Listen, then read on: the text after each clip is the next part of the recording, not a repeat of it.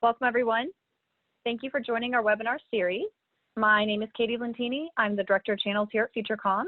I just want to thank everyone for joining today's presentation. We know you're getting approached by several companies to join in on their sessions, so we appreciate you choosing ours today. A few housekeeping items before we get started. Everyone's lines have been placed on mute, but you are welcome to submit a question through the chat or Q&A window at any time, and we'll answer those at the end of the presentation. Everyone in today's attendance will receive a DoorDash gift card to the registered email address at the end of the webinar. We'll also be sending a follow-up email with our contact information and a link to the collateral on our human security offerings. At this time, I'm going to go ahead and pass things over to Justin Powell, one of FutureCom's senior engineers, to speak briefly about our services capabilities. Justin, go ahead. Thank you, Katie. Good morning, everyone. Thanks for joining us today. Another day of work from home generally for most of us, so thanks for taking the time. I wanted to take a minute and tell you a little bit about FutureCom if you're new to us. FutureCom was established in 1991, so we've actually been in this space for, nearly 30 years, right? So that's amazing in and of itself. We're headquartered here in Grapevine, Texas, in the DFW area, and we focus on what we call the 3 C's, which is cybersecurity, consulting, and cloud services. To give you an idea of what that means, I want to show you a quick map. We call it our solutions map. If you've ever spoken to me, you'll hear me call it our cheat sheet all the time because it's a good way just to describe the different areas, different technology spaces, so to speak, where FutureCom provides products, services, or even managed services. Obviously, it's designed to look like a network map, so hopefully that is pretty self-explanatory to most of you who are technical. And as I said, we focus on what we call the 3 C's. A lot of it comes down to networking, advanced networking, cybersecurity services. But at the end of the day, what we're really about is solutions. And I want to take a second and define what that means. We're not trying to sell you a product because in our experience, what we found is that oftentimes a product, a box, so to speak, isn't necessarily the right solution for most of our customers. Most of our customers need some sort of product, but they need it implemented properly, tuned properly, and set within their overall IT network infrastructure, working with other tools to get the business result that they're hoping for. So when we talk about solutions, we're really talking about products as well as consulting services, as well as managed services. So let me jump into why that is. So we live in a world that is rapidly changing. There's just incredible increasing complexity that we see in the digital world. For example, and I've given this presentation a number of times, and the first one I talk about remote users or mobile users. Obviously, everyone here, everyone in the United States practically has experienced a major change in how we work. And, with our entire office here at FutureCom, all working from home, right? Not only has that changed our company, but it's changed the IT infrastructure of companies and other organizations all around the United States. It's driven a complexity to even a greater scale than had existed in IT systems before that. Now you take those remote workers and add to it things like the proliferation of data and devices, as well as cloud services or having critical company data on other locations or on infrastructure the company doesn't control, and add to it this bring your own whatever, right? Which is the idea that users want to be able to access their data wherever they are at any point in time on any device that they're on. So clearly our world is getting more complex from an IT infrastructure standpoint, not simpler. Now, as we go on to the next step, in addition to this increasing complexity, we're experiencing as a country an epic cybersecurity labor shortage. 62% of US organizations say they're currently understaffed from a cybersecurity perspective. On average, it takes 3 to 6 months to fill a cybersecurity position, and some percentage, 10% is the stat here, but I heard more recently it's higher than that. Some percentage of these positions never even get filled because we can't find the right person that's qualified, that has the right skill set, the right background. And sadly, it's predicted that we're going to face an even bigger shortage in the future. Within the next couple of years, there's predicted to be a 2 million person shortfall in qualified professionals. Okay, so we, like I said, increasing complexity. Now we have this epic shortage, but here's the fundamental challenge. You take this increasing complexity as well as a time imperative. We've got to be more efficient. We've got to do more now, and add to it this idea of resource constraints. And that puts us in an interesting situation, right? And the situation is that fundamentally, we have to resolve more risk faster and with fewer resources. And I always laugh when I'm in person with people here, because I always say, put up your hand if you want to sign up for that job, right? No, nobody does. That doesn't sound fun. It doesn't sound easy. And so we as a company, FutureCom, has said, how can we help our customers deal with this sort of crunch of issues that are happening? And we realized we have a lot of ability, engineering expertise and experience to allow us to help fill that gap for organizations. And I'm not going to read this slide to you, but we provide a number of services, whether it's implementation or compliance related services, identity and access management, all of those services to help bridge that gap for you. And then just to call out a few of our specific consulting services, we provide design and architecture services, regulatory compliance, as I mentioned. Maybe it's a best practice consulting engagement where you're just asking, hey, is this configured the right way? Maybe the guy or gal that installed this is no longer there. You know, let's take a look at it. And maybe it's a firewall rule assessment there, or a wireless site survey. There are a number of services that we can offer to bridge that gap from a labor perspective. And then last but not least, as you'll learn here on this webinar, we have a number of managed services that we can offer for you. So you'll hear about our human security service this morning. But in addition to the human security program, we have managed email security, managed endpoint security, overall management of security solutions, maybe it's firewalls or something like that, as well as co-managed security services, where if you still want to have a piece of the pie, so to speak, we can work with you to make sure that we're covering whatever gaps need to be covered to make sure that you're secure and that your network is operating efficiently. So with that, I thank you for your time. Thanks for your attendance today. We really do appreciate it. And I'm handing it back to Katie. Thank you so much, Justin. Now we're going to go ahead and pass it off to Chris Boykin. Most of you are aware of who he is. He is FutureCom's Chief Technology Officer, and he's going to speak on the topic of human security in a remote world. Go ahead, Chris. All right. So studies have shown, if you're not familiar, studies have shown that actually people are the weakest link. Now, you know, that may sound rude, but I mean, I guess you guys have probably heard in the past, you know, that this is true, right? Because the person behind the keyboard is the first line of defense that you have whenever you're dealing with cybersecurity.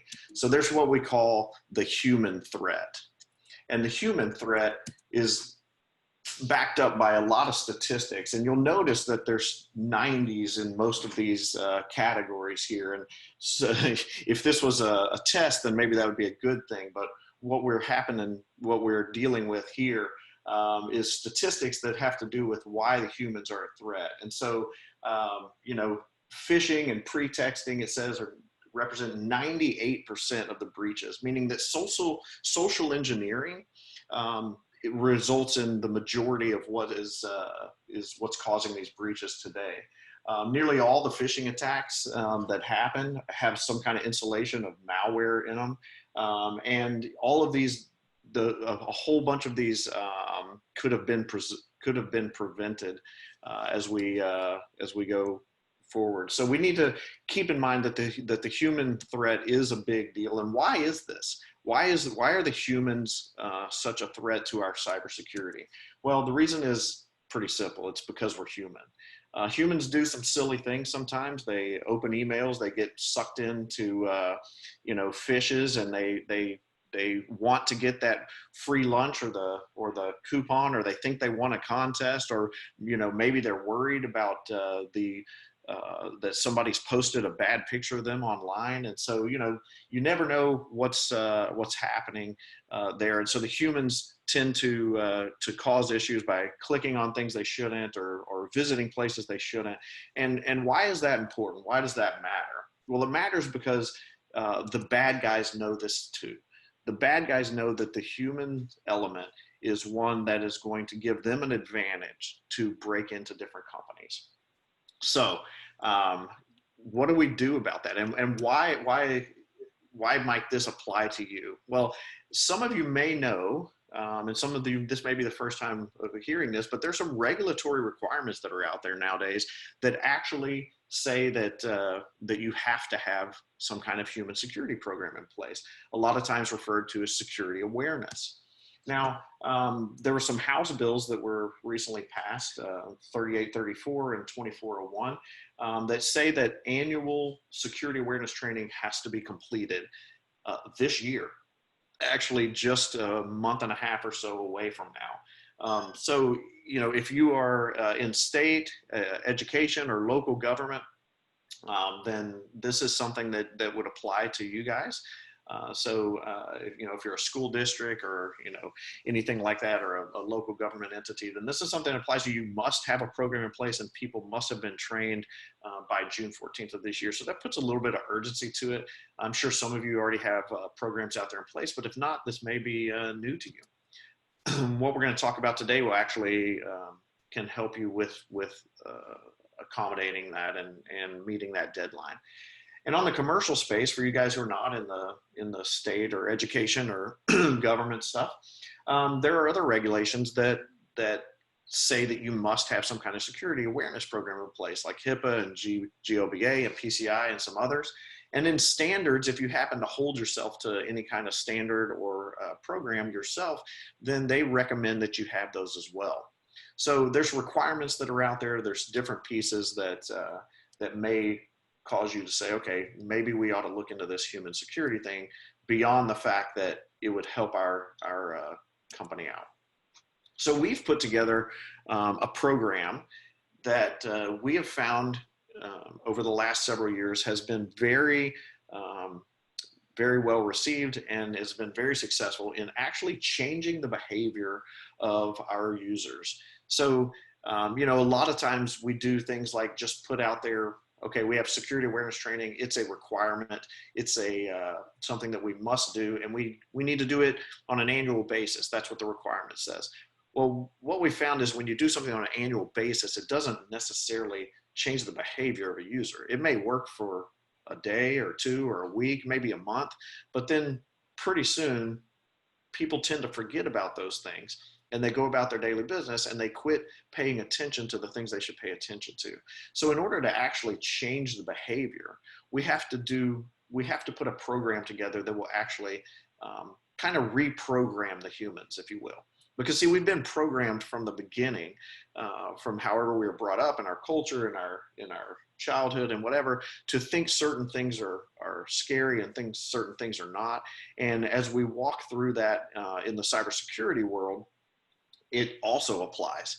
And so we think that, you know, maybe clicking something doesn't hold a big risk just because it never has in the past. And we've got to change that behavior, make people think a little more before they just click.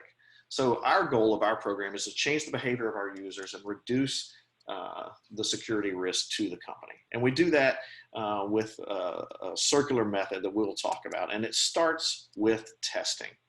And what do I mean by testing? So we have what we call baseline testing, where we come in and we fish the entire company with the exact same fish. We do it on a random basis so that everybody doesn't get it all pop up in their email all at one time. But it's the same email so that we can get a baseline to understand where are we right now. Where does the company stand as far as human security risk today? We collect the metrics as far as who's opening the emails, who's clicking the emails. If they follow the link in the email, do they put in their username and password, thereby potentially giving that over to a cyber criminal? And we take this data and we collect it all, and so that we get a baseline of knowing where we stand. After that, we have what we call security awareness seminars. Now, these are in-person seminars.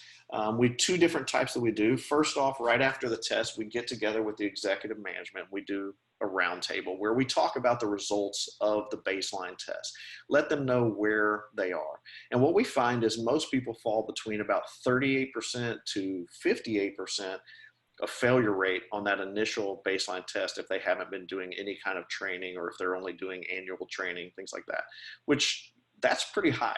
You know, if 38 to 58% of your people are giving away their credentials, then that's a problem that needs to be resolved. The other type of in-person seminar we call a town hall. And we do that with all the employees. Now, I know if you're a larger company, it may be hard to get all the employees into a big auditorium or something, which is why we come out for an entire day. We do 3 or 4 of these in the day, and we allow you to bring in your employees into as big a room as you could put everybody in to get this taken care of. We also encourage you to record these so that they are available to broadcast out, and we can do them remotely as well. Now, what this does, it's an in-person seminar where we actually explain the threats and begin to create the awareness of what's happening out there in the world of cybersecurity, and why the humans, the people that are at the seminar, are the biggest threat. And we get them to understand this, and then at the seminar we show them the results of the baseline, which that is the first point that they realize, oh my goodness, I was phished and I fell for it. And so it really does start to sink in that, oh, okay, this is an important thing. And we explain the threats and why it's important and why does it matter that they clicked on that or gave away their credentials, which we really begin to change the way they're thinking about how they go about their daily activities. And then at that seminar, we also introduce the training, which is the next piece of our program. So in that part of our program, it's security awareness training. Now, you heard me say before that, you know, annual security awareness training doesn't really change behavior and doesn't really help that much, but it doesn't mean that we shouldn't do some kind of security awareness training. That is the key, is to teach people how to get better. The problem is a lot of times it's boring. So we have to make it fun. We got to make it easy. We got to make it short and sweet so that people will stay attentive. We have to make it interactive so that they can't just push a button and walk off, right? And say, yeah, I watched that video, right? We have to test the concepts that they learn within the videos or within the trainings so that we know that they actually paid attention, that's working, just like you would if you were back in school. And then we have to make it accessible. It's got to be accessible from pretty much anywhere, right? So they can do this training while they're in the office, or they can do it while they're at home, or they can do it during an isolation of a pandemic, you know, whatever it is, they can handle this and they can do it from anywhere. So this is a cloud-based training. So I'm going to show you a few different pieces around this. There's several ways that the training materials are presented, and it fits different types of cultures, different types of sizes of business, and the different types of training that you might be interested in. So I'm going to show you a few quick videos just to give you a taste of what some of the training looks like. This first one is an interactive training where it'll go through a video, and then at the end it'll test you on what you've learned. So let me just show you a quick little video of this. My name's Sparrow. That's not my real name. It's just an alias I use to remain anonymous online. I'm a hacker. It's how I make a living. A lot of people out there can't spot my tricks, so I can con them into doing what I want. Let me walk you through some of my tradecraft. I'll send out emails, posts, comments, and tweets masquerading as the real owner of the account.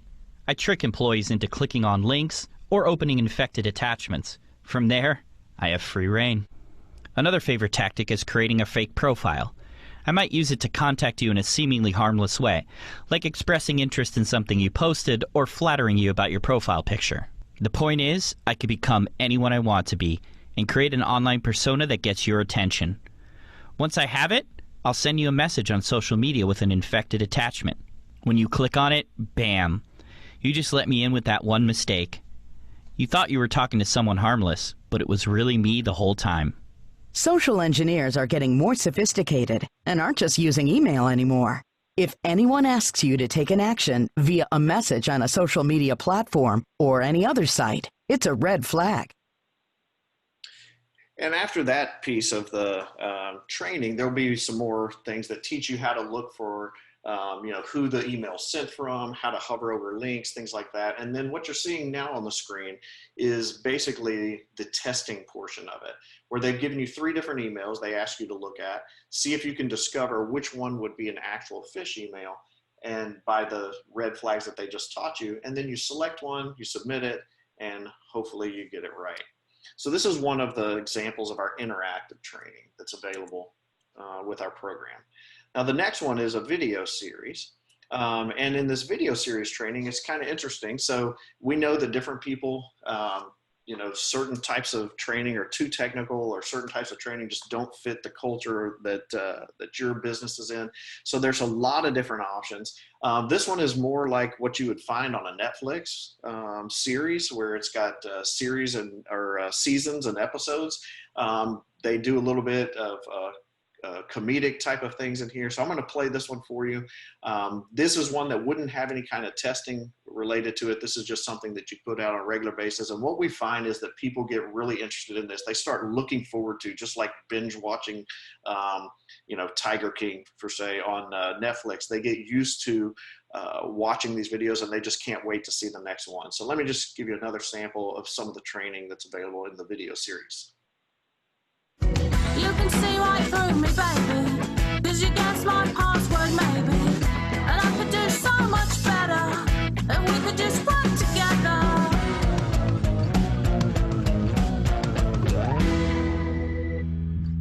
Hello, Jack! Hello, Lionel. I'm in a cab right now on the way from the airport. I shall be arriving in the office in about 20 minutes.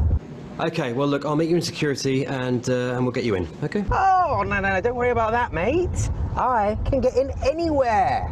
This takes a little bit of social engineering. No, it doesn't work like that over here, mate. They take security really seriously. Jack. Shh, just relax your face, okay?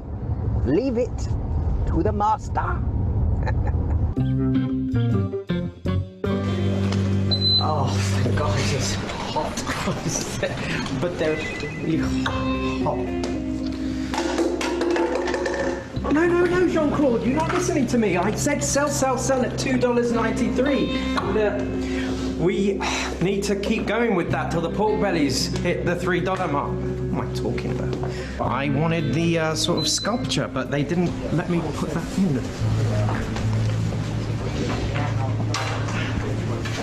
Security is that way. Oh, right. I thought. Thanks. It's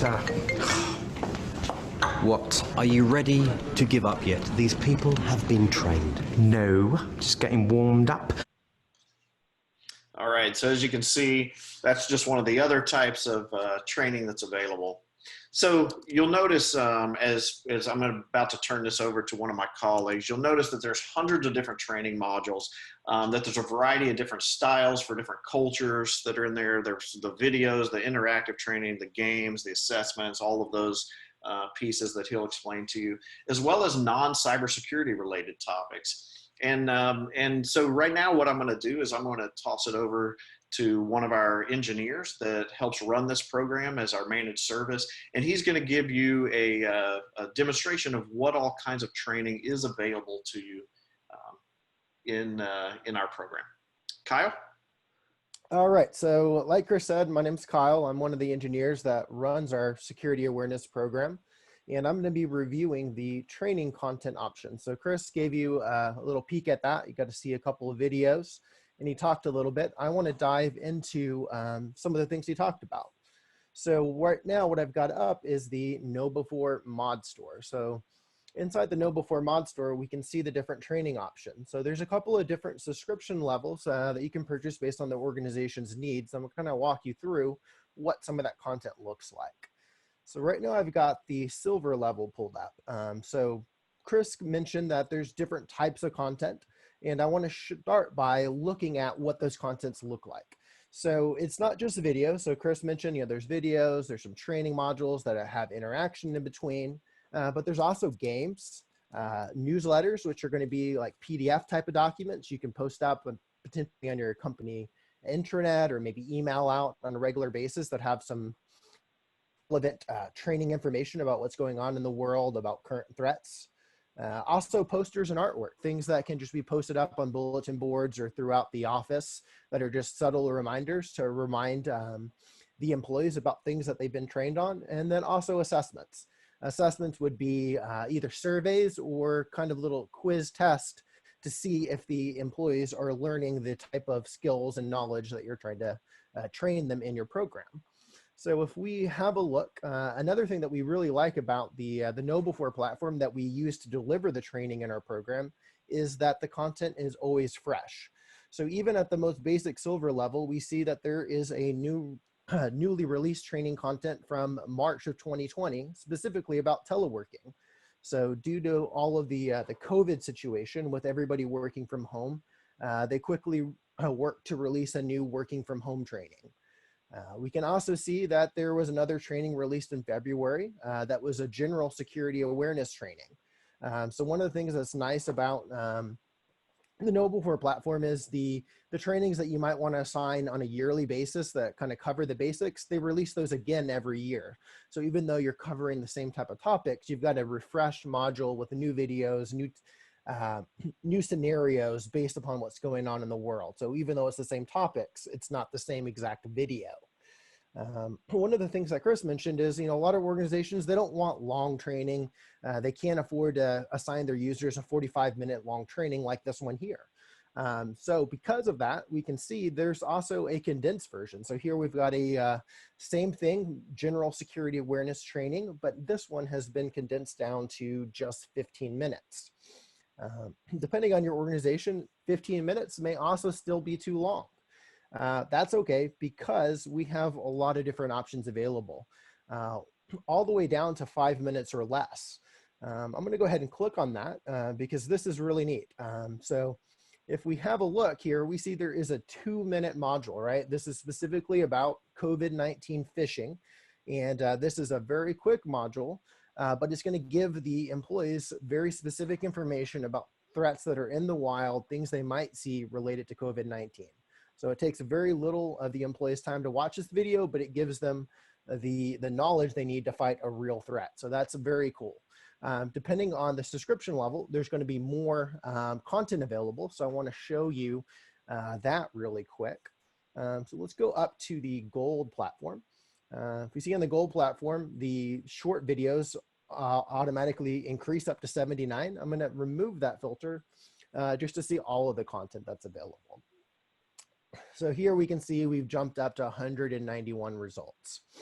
One of the things to note is all of the content is available that we're seeing here in English, but that's not the only language that's available. If we search here, we can see that there are a lot of other languages. So if you're a multinational corporation, you have branches or offices in other countries. For example, let's say you have an office in Germany and you need some German-based German language training. You could quickly filter on that. Not all training is going to be available in all languages, but if you filter, you can see there are a plethora of options available in the German language at this subscription level. What I'd like to show you, though, is our recommended subscription level, which is the Diamond. The Diamond is going to give you all of the training content, and it's going to give you the most options to find what's going to meet your organization's requirements. So here we see this has jumped all the way up to 1,100 different pieces of training content. We can also see there's a bunch of different publishers here. So this content is not created by the same production company.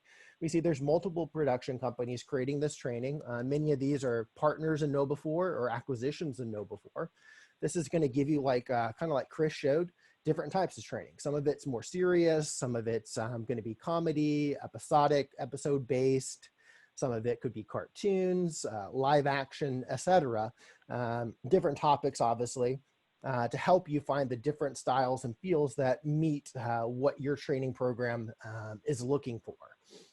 So let me show you one last thing here. I want to jump into a game-based training to show you what that looks like. But before I jump in there, I just want to point out that all of this training is not just cyber related. So for example, harassment. So a lot of organizations have some kind of harassment or workplace sexual harassment policies or trainings they're required to give.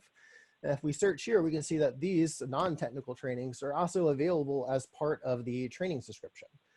We can see that there's some state-specific trainings here, some location-specific. So this is like a campus type of training about sexual violence prevention. We see diversity training, disability discrimination, etc. So there's a bunch of different things that will show up based on non-technical. Well, real quick, I'll show you health. That's another thing. So protecting sensitive information and HIPAA type of training, that's available on here as well.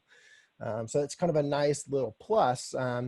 There are other types of training that you can cover with this description. So what I'm going to do now is I'm going to quickly show you the game-based training, just so you can get a feel for what that looks like. So this right here is a game called Fish Catcher. So I'm going to go ahead and click start, and it's going to ask me, how am I getting my content? I'm going to say I'm using my computer. And click computer here. We see a game loads. We've got a timer telling us we've got a certain amount of time to answer this question. We've got some lives over here. And basically what it's doing is it's giving us a scenario and saying, is this a fish or not? And we would use our knowledge that we've learned from our training to figure this out. The cool thing about KnowBe4 is they train the employees not just to find fish emails, but to find legitimate emails as well, right? You don't want all of your employees reporting every email as suspicious. So this, this will help them in that scenario as well. So let's see here. So we've got an email. We can see that it's coming from this kind of odd insurance company. They're asking us for a bunch of info. This is probably a fish. So I'm going to say that I'm a user and I get this wrong. I didn't pay attention during my training and I click, no, this is fine. Well, it gives you some information here. Why this would be a scam, why you should have known that. They get it wrong. They lose a life and they get another one. This one here is another email. It's coming from, it looks like a bank. And this one looks like it's not a fish, right? This one doesn't have any links in it. If you read the text, it's telling the user to call their bank at the number that they already know about. So this is not a fish. This would be an example of training the users to be able to see those normal emails that come in every day and know, hey, I'm confident that this is normal, that I can act upon this and not report every single email I get. So this user's paid attention during their training. They know this isn't a fish, so they're gonna say, yeah, I can act on this email. And then they get their validation here saying, yeah, you got this correct. And it will just go through multiple of these scenarios to let them practice those skills. So that way, when a real phishing email comes in, or when a real legitimate email comes in, they don't fill up your spam email reporting mailbox with a bunch of legitimate emails. I'm going to kick it back over to Chris, but this concludes my demo of the training content. All right, thanks a lot, Kyle. Good job. So as you can see, a lot of different varieties for a lot of different types of training to help fit your culture and what that looks like. Right now, what I'd like to do is we're going to put up a poll just to see how you guys are doing your training and stuff today. So a poll will come up on your screen there. If you would just answer the question really quickly and just hit submit, then we will be able to see how you are currently doing your training stuff today. Now, as you guys are taking that poll, I'm going to go ahead and move on to the next piece of this. And hopefully we'll close that poll out soon. All right. Go ahead and close that poll. And so the next piece is testing. Now, you're probably saying to yourself, wait a minute, I thought we already did testing. Well, that is true. We did do testing. But now we're going to do it a little bit differently because it's important that we get beyond just the baseline testing and we move into the rest of the type of testing. So what we do is we take what we learned from baseline testing. We've done the seminars, we've done the training. Now we want to do some repetitive testing. So we have different methods now. We can come back with more phishing if we want. We can do spear phishing. We can do what's called vishing, which is voice phishing, where somebody calls you up and tries to get information out of you. And then we have the ability to use USB attacks, which is where we would preload a malicious file on a USB, leave the USBs laying around the office area and see who would pick one up and just unknowingly just plug it into their machine just as curiosity would take it. And then we would get that information to know that they've done that.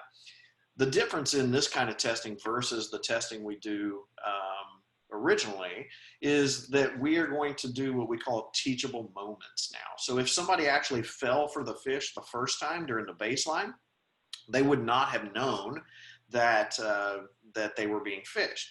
In this case, we're going to give them some immediate response, reminding them what they should have looked for, kind of triggering them, if you will, to remember about their training. So some pretty much instant training when they fall for a fish the next time.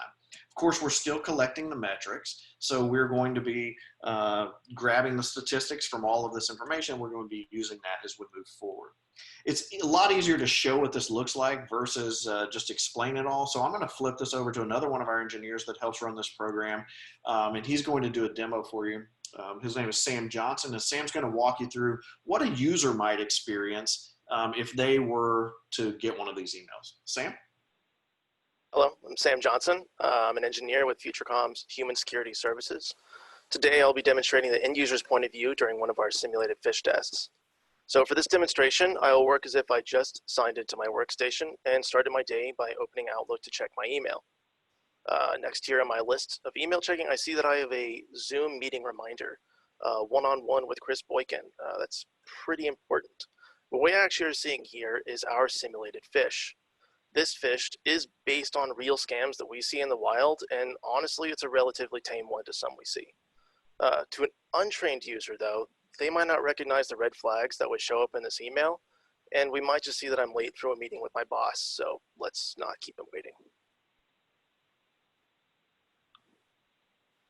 So as we can see at this point, the user has fallen for the simulated fish, and clicking the link has been logged in our console for reporting in the campaign. Honestly though, all is not lost. We can take advantage of this moment with an instant learning moment, helping the user review red flags they should have noticed in this email and prevent potential future compromise. In an instant learning moment, this will point out malicious links and spoof domains. Now, on the contrary, if a user finds an email suspicious before clicking on the link, they do have a tool at their disposal. So, going back to the simulated fish, a user can find their fish alert button located in their Outlook client.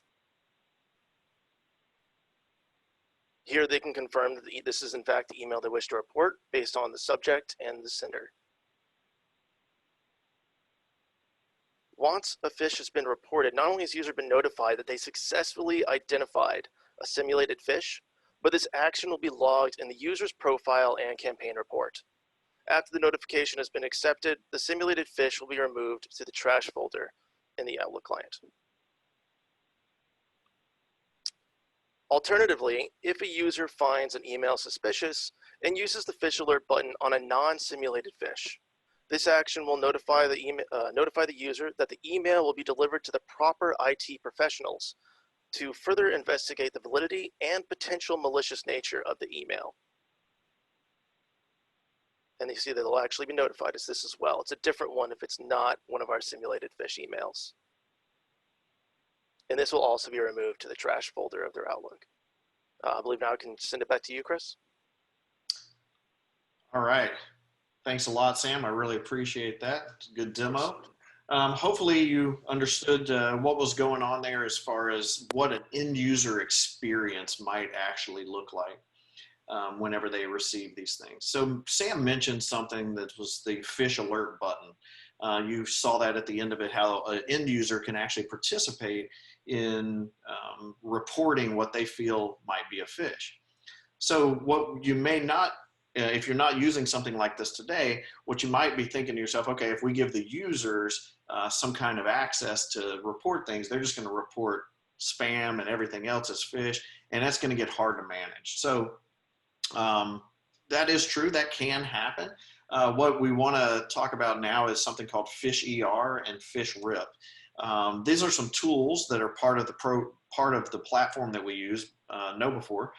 These are some tools that are in addition to the normal phishing and training and all that we've been talking to help manage these reported emails. So it's basically a lightweight orchestration platform to help manage all of these things that are reported through the Phish Alert button. As you can see, it does automatic message prioritization. There's what they call emergency rooms, hence the Phish ER, which puts like emails together in certain rooms where now you can, in certain boxes or categories where you can take actions on those. Phish ML, that is the machine language, machine learning that is going on in the background to help identify things when they come in and tag them in certain ways.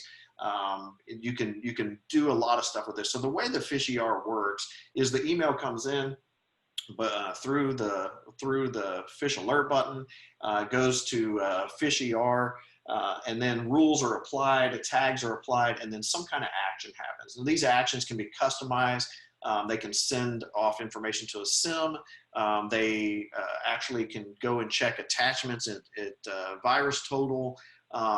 There's customized programming that you can do to make it take other types of actions. And then once you've figured out that, okay, this is an actual phish that came in and I want to do something about it. I want to warn my users. I want to pull it out of their inbox. I want to do something with it. That's where you can take those additional actions. And this can be automated. It can still be manually done, but just with with a little bit of care and feeding, you can make it easier on your analysts who are having to look through all of this. PhishRip is a new addition that just came out by KnowBe4, and this actually allows users with Office 365 to, once they've determined that there's a phish that's dangerous out there, they can go out and pull this out of the inboxes of anybody's inbox that's in Office 365. So once it's analyzed, it says, yes, this is a phish, or yes, this has a virus in it, or whatever. They can say, go quarantine all of those emails so that nobody else happens to click on it or deal with it in that way. Now, if a user actually puts clicks the button for the Phish Alert and it sends it to there and it's not a phish, and you want to get that email back to the user, or at least give them feedback of saying, hey, thanks for submitting that, but that's just a general spam. That's not actually a phish. Give them some a little bit of education or whatever. You can do that as well. So there's a lot of customization that can happen on there to help automate and manage all of the emails that would come in through this. But keep in mind, what's happening here is we are putting some empowerment back over into the user's hands to give this information to the security team, and then allowing the security team to spend less time on it by having some of this automation and orchestration happening through Phish ER and PhishRip. Now, as part of the program as well, we have reports that we send out to our end users. So not the end users, but the clients themselves. So at the end of every month or quarter or whatever frequency is that we're doing these for you, we recommend monthly. We are sending out a report to the executive team and the IT team to let them know how you're doing. How are we improving? Because that's the point, right? We wanted to change behavior. So we have to measure that and monitor that. So we send out a report. This is a sample of what the report looks like.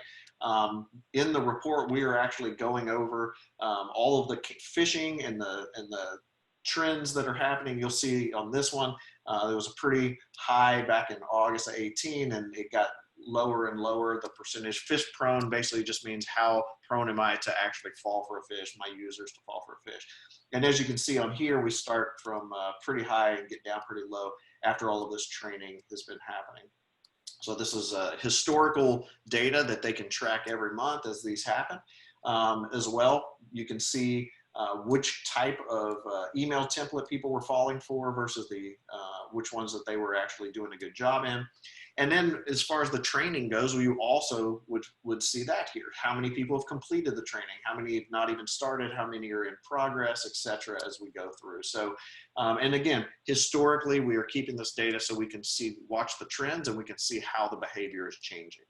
So just as a reminder of this cyclical approach to our human security program, What we intend to do is to change behavior, and we do that through testing, teaching, and training, and then continually repeating that so that it gets ingrained in the end users. So instead of just an annual training or a quarterly training, we actually give them more regular training, and with the types of training that you've seen, it gives us an advantage and a way to help change that behavior, reprogram the humans, if you will. So we've thrown a whole lot at you, so I just want to kind of give you a review again of what's included in our human security program. Because yes, you could go out and purchase your own security training, but there's a lot that goes on in the background. So, why use FutureCom, right? Well, our program is unique in the fact that it includes a lot of different things, right? So we have that baseline phish assessment that we do. We come in and we do biannual employee town halls. At the very beginning of joining our program, we sit down with the team that we're going to be working with here, which is typically the executive team, maybe HR, legal, maybe some people in IT. And we do a consulting engagement, say, what is going to work in your culture? How's it going to fit? How often do we need to do this? We completely customize it for your company. We manage the training aspect of it. We manage the phishing. If you're doing any of the vishing, the voice phishing, then we manage that for you.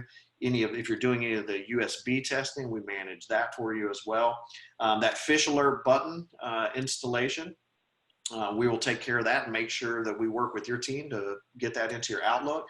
You get that reporting on a regular basis.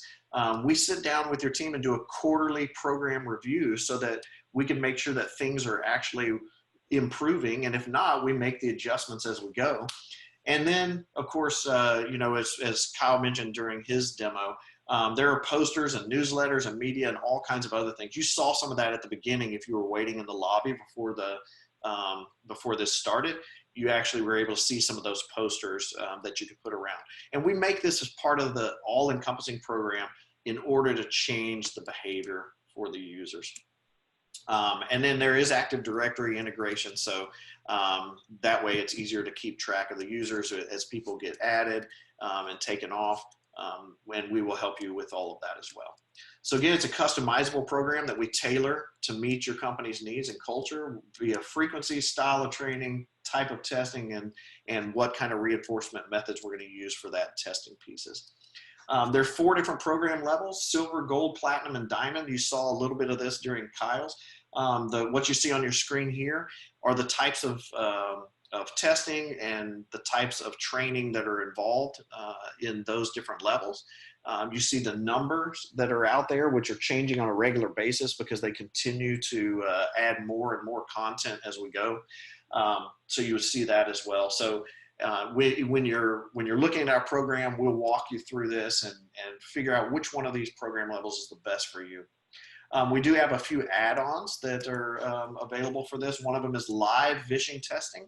So we have real people call the users with a variety of different types of scenarios, try to get their credentials, get them to give up some information they're not supposed to. What comes with our normal program is just automated vishing, kind of like those robocalls that you get that ask you to punch a button or type in your driver's license or social security number or something like that. This is a little more advanced, takes our humans to do it, so it's an additional cost. We also can do some different things with those USBs. You can provide USBs and you lay them out yourselves around your area, or we can do a social engineering red team engagement where we infiltrate the secure areas of your business and leave these or plug them into machines ourselves. So that's another additional service that we can provide. And then of course, PhishER that we just talked about. Lastly, you might wonder how well does this actually work? How well does this work? We've talked about how we changed the behavior of our users, but show me some proof, right? So with our own customers in our own program, on average, on that very first one, 34 to 48% of the people fail that initial baseline. That means they are giving up their credentials to us. That's huge. After the town hall and the initial training, look at the difference in what that looks like. 13 to 18% by the next time we test. That second time that we send out a phish test, it's dropped from 34 to 48 down to 13 to 18. After 6 months, we're already seeing single digit failures only. And by 1 year into the program, we're down at the very low end on average of 2 to 4%. A huge difference in 34 and 48% down to 2 to 4% for the users follow up for that. And this is done through our program. Annual training does not get this, right? Biannual training does not get you these kind of results. You have to change behavior of users in order to get these kind of results. And so that's why we put this program together, and that is why we feel that it has been successful for our customers and would like to have you as one of those as well. So with that, I am done, and I want to thank you guys very much. I'm going to turn this back over to Katie, and we've got some Q&A that we'd like to do. Oh, yes, one more thing before we do that. I want to throw up a poll around the phishing and see how often you're actually phish testing your users. So one more poll on here. How often do you run a simulated phish test? Just click one of the answers there and hit submit. And we'll give that a minute or so, and then we'll move on. And then we'll start walking through the Q&A. As a reminder, just make sure that you guys are putting out any kind of questions that you may have. Put those out in the Q&A box, and we will answer those live. All right, that's probably enough time for the poll. If you want to go ahead and take that down. And Katie, we'll flip it back over to you. Thank you, Chris, and thank you, everybody, for the presentations. We're going to go ahead and move on over to our Q&A portal here and see what kind of questions that we have. I'm going to start from the beginning.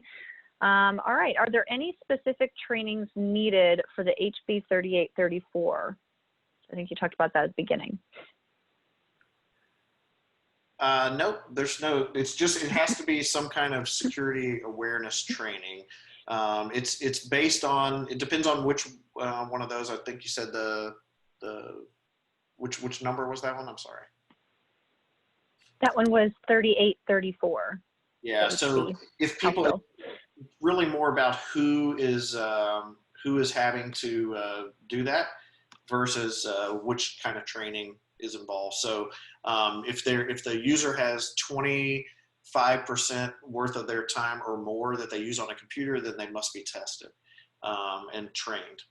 And so it depends on more who than what type of training, but it needs to be security awareness training.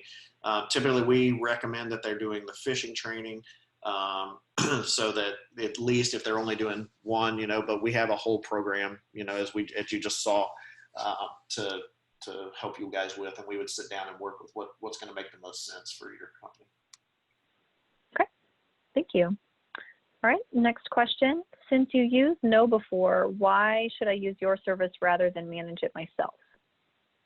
Sure. So yeah, as I mentioned in the presentation, you're always available to go out there and get your own, right? So there's multiple companies that are out there. KnowBe4 is who we've chosen because we feel like their content and their platform is the best. But there's a few things that we add value by saying, look, we come out and we do the live seminars, which we interact with your people. We have the experience behind what actually works, what types of training work, and how these things actually change the behavior. We understand the frequency, the types of testing, the types of phishes that need to be done. As well, a lot of people, we've come across multiple customers that just said, hey, we can manage it ourselves. They buy it. They have the best intentions to do that. And for the first month and a half or two, they actually do it. And then more other things take priority, right? This tends to fall to the back burner and you forget about it and you don't do it. So yeah, so by having it outsourced to us and us managing it, we stay on top of it. We produce the reports for you. We make sure that the people are getting phished and trained and everything on a regular basis. And we've had much more success on this than even in talking to our clients that do run their own programs. Okay, thank you. All right, next is, do you have specific cybersecurity training for different job roles? Specific cybersecurity training? Yes, we do. So there's many different types. I don't know if I couldn't remember if Kyle showed that piece of it, but there's HR training, there's law training, there's regulation training.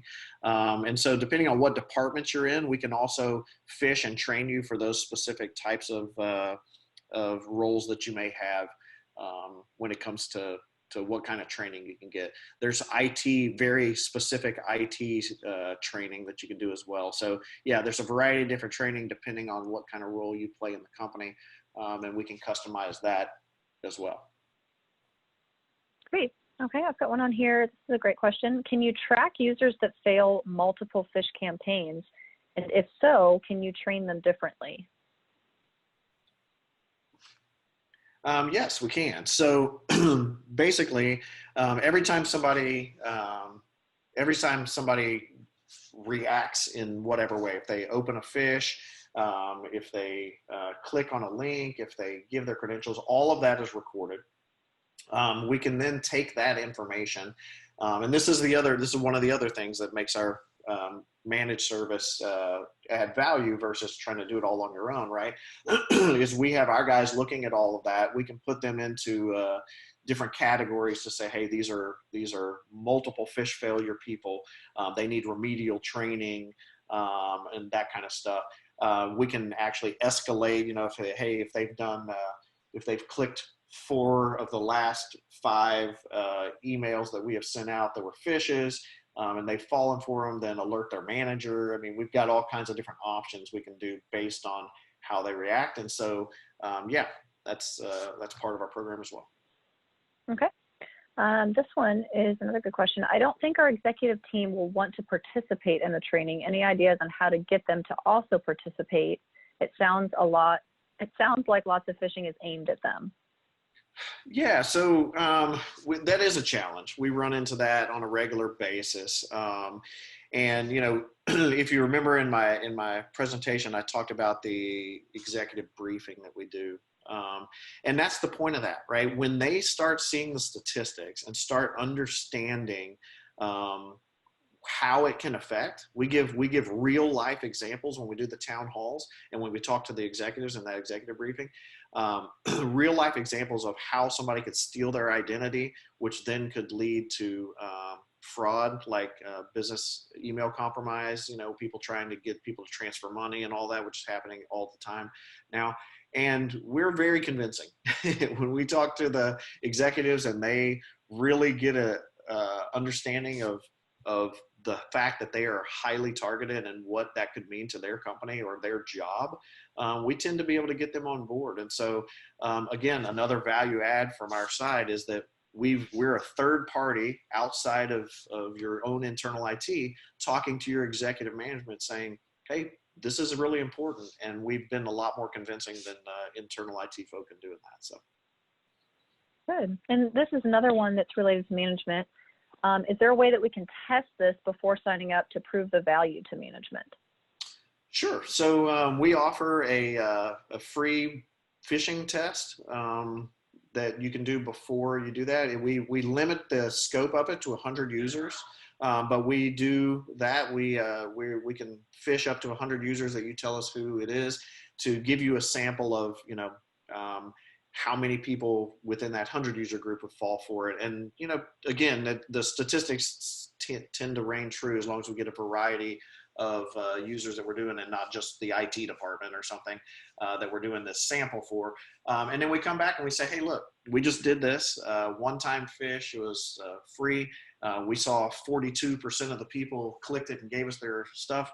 You definitely need the training and the program. So yes. Okay. Good, thank you. Here's another one. Can alert automation via email to the end user supervisor, for instance, be sent based on end user failure during a testing scenario?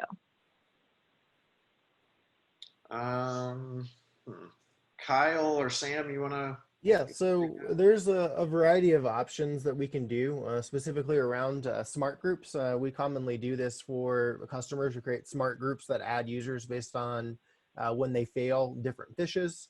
There's a large amount of different types of reports we can run and alerts and automations we can set up based upon those groups.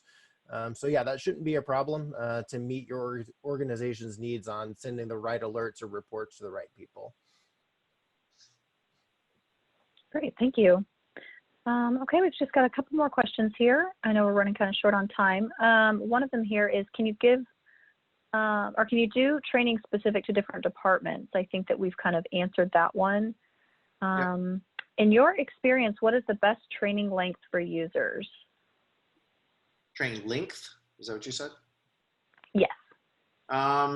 Typically 10 to 15 minutes seems to work out pretty well, which is great because, you know, the training sessions, the majority of the training sessions fall within that category. You know, again, it depends on the style of training, whether or not it keeps their attention. And if it's all video based, no interaction, then, you know, they don't tend to watch it as much unless it's one of those like sitcom type of things that we showed you.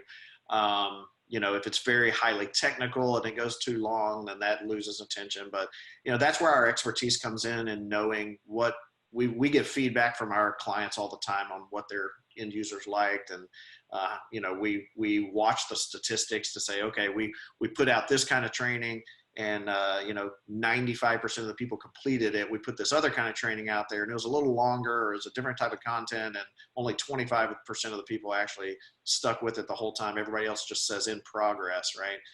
And then we know, okay, something's going on there. It's either too long or too boring or too something, right? So again, another value that we can add by just our the experience that we have behind it. But typically 10 to 15 minutes is a good amount of training time. Okay. And then I also have, management might be worried about offending users. How can you help jump that hurdle? Yeah, I mean, you know, so offending users, I don't know. You know, what we tend to do, and especially, and this is why it's important for us to do these town halls, you know, people may be offended at first that we're trying to trick them. You know, that's typically what whenever anybody says something about being offended, right, is that we're trying to trick them. But they're getting tricked every day. They're trying to be tricked every day. Real cybersecurity criminals are out there, cyber criminals are out there trying to get them to give up information like their username and password, or get them to transfer money to them, or get them to do something that will compromise their computer with ransomware or something like that. So once it's really explained properly, and again, we typically do that through the town halls, then people become less, you know, quote unquote offended.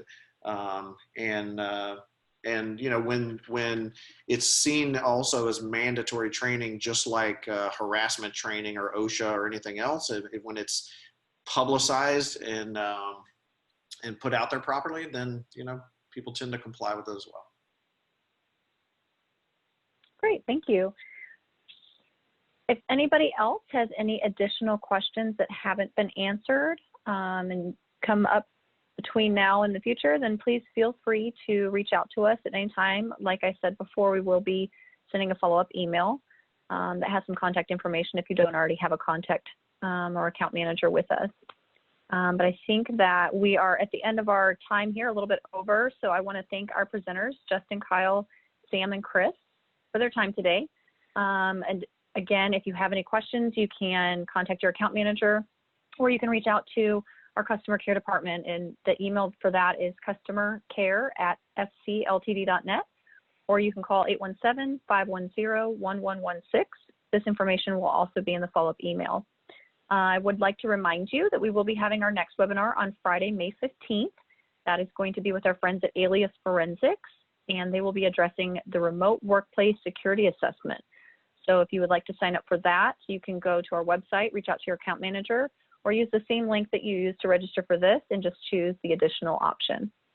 If there's nothing else, then I'm going to go ahead and conclude this and work on sending out your gift cards. So hopefully you can get those in time for lunch today. I just want to say stay safe, stay stay secure, stay home, and thank you and have a great lunch.